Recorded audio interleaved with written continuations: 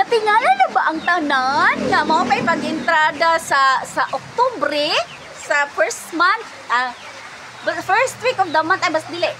First 2 days or first 3 days or first day. Oh, ay lima. Kanang 0-0 tong kuan day, income day, o watay earnings day. O watay earnings. Ay lang mo katingala day kay ingana gid na day. Basta gani ka ng mga pilmirong simana day. Wala pa jud kay ka ana makita ang earnings day. Labi na tong nakaagi na bitag sweldo day. Katong wala pa na sweldoan, makita nila lang earnings. Pero kita nga na sweldoan na day diri day. Mag 0-0 gina siya day. Oh. Pero ewan katingala nga kanang inyong earnings, kanang inyong views, magpula na siya basta first week of the month kay nangano. Kaya ang kwintada man niya is, di ba nakita niyo dito 28 days? So nimbalik siya sa 0 kanang sa pilmero ba? So depende na nimo day kung imo nang trabahoon para mupula na, mo green na siya day. Mo green na siya.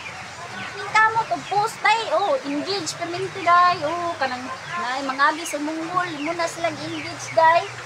Oh, imo siyang i-like, bisag dili mo siya kaila sa personal, i-like mo yung mga video, i-support mo siya. Ano siya day?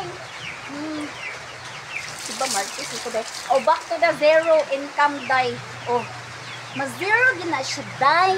Pero ay kabalaka kay mukuan na siya, maundan na siya pagka pila kadlaw, like 4 kadlaw, 5 kadlaw, like kung nakakuha ka sa minimum range, minimum dari sa Meta World nga sweldoon nun, kung PayPal ka, kung bangko ka, $100, kung nakuhaan mo na siya, ang process sa sweldo diri is pizza 5 pataas. Dahil ang sweldo na pod naas usahay musayo-sayo 19 na ana. Dayon ang kinatasan gid ana 25. Oh, correct me if I'm wrong, basta kay mao jud na akong obserbahan based on my experience. Ambot ka sa uban kay lalaki unta. Ana siya day. Kinakatasan na ng 25. Pagkapit sa 25 day makuha nimo. Ana man na siya day dili ingon nga utan manarong bulan na. Makuha din nimo siya sa first week of sweldo nimo to may bulan. Makuha nimo siya dahil sa first week of October. Dili siya na day. I-process pa na siya day. Iagi pa na siya of process. Ka-UI day. I-process pa na siya day sa mga meta. Ibot kas full na wag day.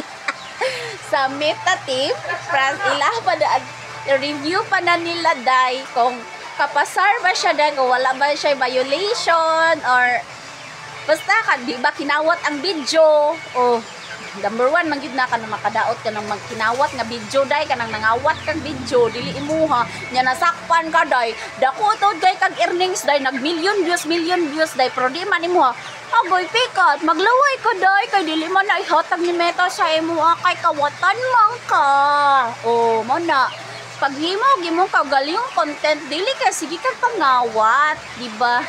Naigo masad ko day kay kawatan ra ko sa una day. Kita pero kadyo ta to day. What 1 week ra to kay sige kog kakuanan warningan ni Meta day. Kada bitaw mga katawanan day mo na day akong ipangkuan day. Ako pangkawaton sa una day na ko i-edit. Dagko kay views day. Oh, dagko lagi milyon day. Pero maditikan Meta maggulaway jud ka sa earnings. Kay ma-hold man. Mo nang pagpuyo day og dili ka kakahimo og imong kagalingong content. Pagpuyo ayaw na pag content creator.